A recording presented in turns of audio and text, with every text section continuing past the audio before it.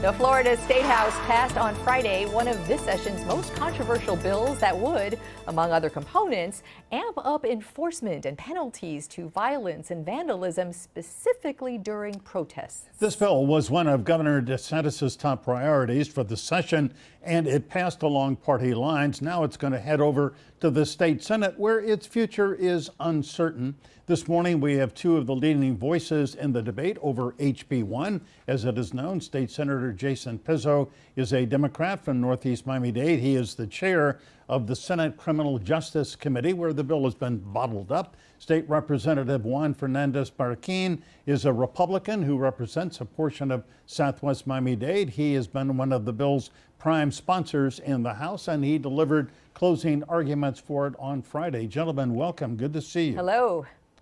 Good afternoon. Hi, good morning.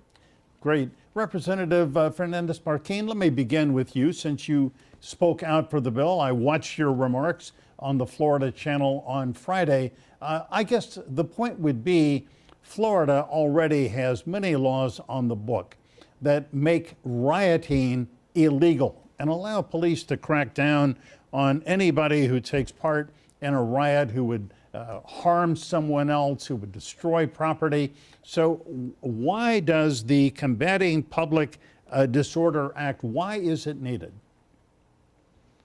Good morning, Michael. Thank you. That's a fantastic question, and many other representatives asked me that same question. And the bottom line is that if we look at the definition of riot currently as it stands in law, which was determined by a state Supreme Court case in 1975, and it's a 45-year-old definition, the definition itself is outdated. If you take a look at it, it mentions things like tumultuous disturbance, terror of the people, unlawful enterprise. I mean, what we've done with this bill is improve upon the definition in order to protect our residents, protect businesses, protect property, protect law enforcement, and most of all, protect peaceful protesters so that law enforcement can distinguish, and they're not using this vague, ambiguous language, so they can distinguish between what's a peaceful protester and what's a rioter. So, Jason Pizzo, let's join the conversation here. Michael had mentioned that this is sort of bottled up in the Senate, and the reason it's bottled is because of you. You chair the Criminal Justice Committee, and it's not even on your agenda this week. So take a crack at the con on this. There are several cons in many of the sections. There's one redeemable section as it relates to doxing and giving out people's personal information for harassment, but the bulk of the bill is really candidly nothing more than a bullet point for a mailer for the governor, either for re-election or for something else. When farmers need something as it relates to agriculture, they reach out to the legislatures and draft something. When CPAs or insurance companies need something, or our constituents are suffering, they reach out and we draft accordingly. We're doing that with unemployment. We're going to do that with insurance as well. Businesses ask for COVID liability.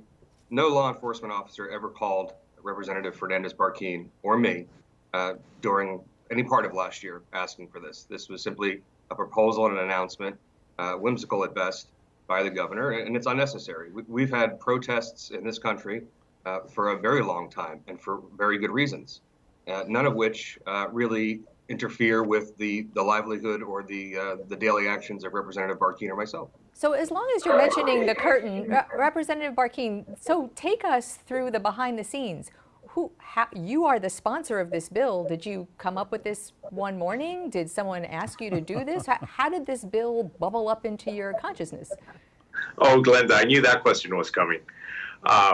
So, I mean, as we all know, the governor made references to a bill after the rioting that occurred over the summer, and I quite frankly volunteered for it because I was touched by a very sad situation that occurred in my own district. That if you recall, and I believe your channel covered it, it's there was a statue of Jesus Christ that was beheaded at the Church of Good Shepherd, and that's literally 5 blocks away from my house, and that occurred in July of 2020. And there were strong suspicions that those individuals who engaged in that nefarious activity were outlaws.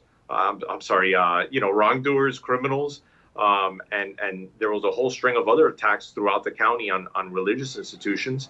And I felt that those individuals deserve to be punished just as much as the rioters. And there is a segment in my bill that deals with memorials and deals with historical property. So I called up the speaker's office and I volunteered, and I said, hey, listen, if something comes down the pipe, I want to be the guy carrying it, because I want to protect my residents. I want to protect the private property or law enforcement, and I want to make sure that that criminals get the punishment that they deserve. Representative Barquin, I remember that really ugly incident, the vandalism, where the head of Jesus was in fact taken off the statue. But that was, as I recall, a deranged individual, somebody who was sick, who was subsequently arrested. I mean, the real cause for HB1 were the Black Lives Matter protests that occurred in Miami, Tampa, Jacksonville in late May and early June after the killing of George Floyd. I mean, that is the impetus,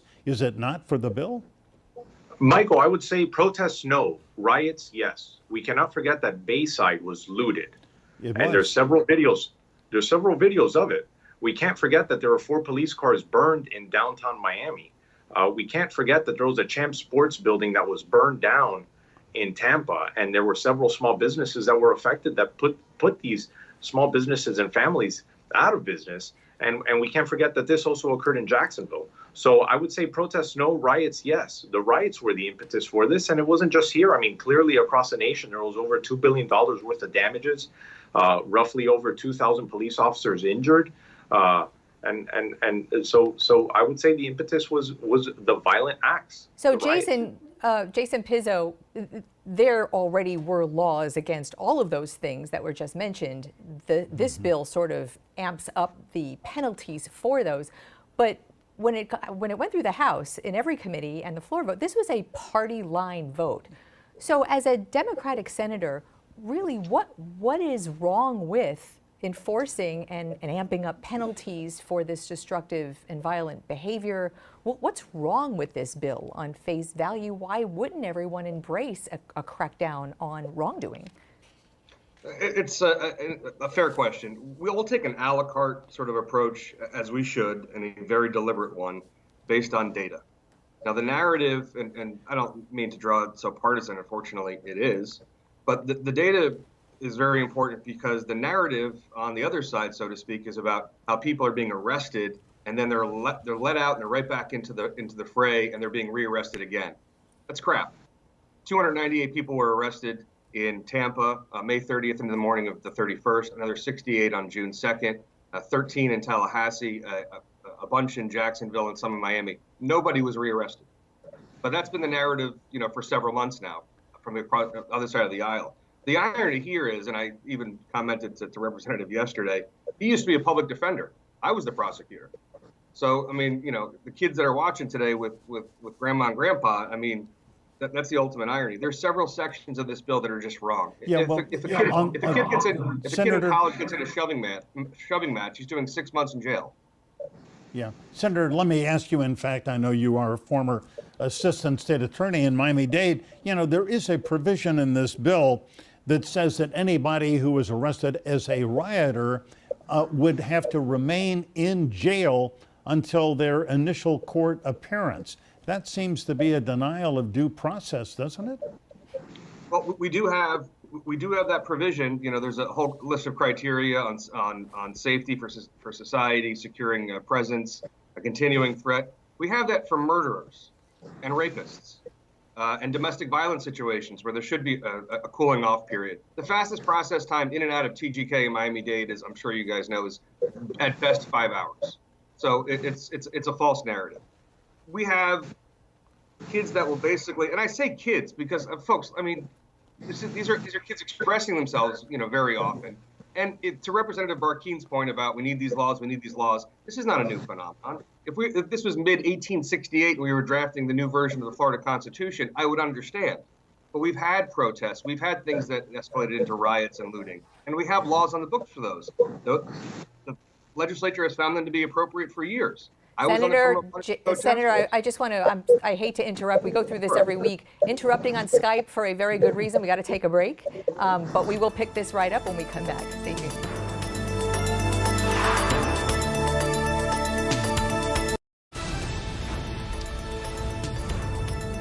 We are talking on This Week in South Florida with State Senator Jason Pizzo from Northeast Miami-Dade, State Representative Juan Alfonso Fernandez-Barquin from Southwest Miami-Dade.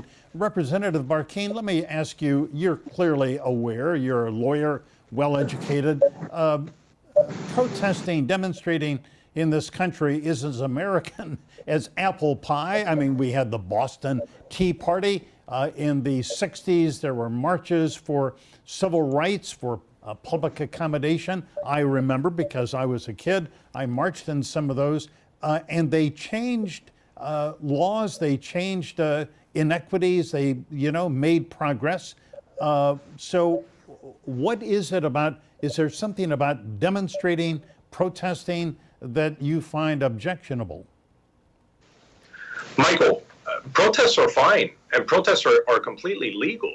The issue here is when the protests turn violent and they start damaging businesses, they start damaging private property, they start injuring innocent individuals. I mean, protests are absolutely fine, and something that I found during the debate on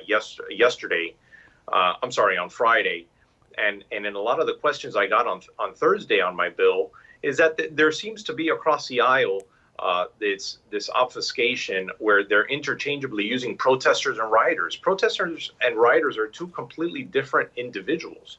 The protesters are there for a cause, to try and get a message across, and the rioters are there that are trying to get a free flat screen TV from, or trying to get some shoes from the Foot Locker. That's a very fair point in that distinction. Senator Pizzo, in the short time we have left, I want to sort of take a look at another component of the bill that I think, I don't want to put words in your mouth, but I just want to, the efforts to what this bill is calling defund the police, reallocate a local decision to reallocate police resources would be possibly circumvented by the state. Those decisions locally now taken away. That is part of this bill. Address that if you would. I will quickly, and it's a very, very important issue. Glenna, nobody in my district wants to defund the police. Nobody in my district wants fewer police officers on the street. Nobody. False narrative, very effective in a campaign, not reality. Nobody in my district wants to defund the police. The problem is that if anybody's cutting back across the board ecumenically on a budget, parks and recreation, little league teams and things like that, everybody's cutting back. The governor himself has asked each and every single one of his agency heads to look at 3 to 6% reductions in cutbacks. That was the basis of why I was upset and rather disturbed a meeting last week in criminal justice appropriations, because there was a $140 million cut to the Department of Corrections, $11.8 million cut to the state attorney's office, and over $3 million cut to public defenders. I was incensed by it. I think it's unrealistic. But how can you say that the statewide agencies are going to have a cutback, but there might not be a cutback? You don't think the commercial revenue and the tax bases for places like Miami Beach that didn't have any spring break revenue last year, or a number of my commercial businesses are not going to be paying less in property taxes, which is less revenue for cities and counties, which means they may have to cut back and tighten the belt a little bit? It's hypocritical. Senator Pizzo and Representative Barquin, we are just about out of time. Just in 10 seconds or so, Senator Pizzo, are you going to let this bill, HB 1, the Senate version, get out of your committee? It'll never be heard in my committee, but they'll do an end run around me. It'll go to another one. They'll take the House bill. It'll probably go to rules in the Senate. It'll be heard once. It'll go to the floor. But I mean, for Representative Barquin's got to wear grandma's ugly Christmas sweater for a while. I feel like we should let you have the last word on Barquin, but we're out of time. Well, just really quick, I just want to say that violence discredits the cause of the protest, and that's the bottom line here. Fair point. And we cannot forget that. Fair point. Appreciate you we both. got it. Thank you very much, gentlemen. And come back soon. Thank you.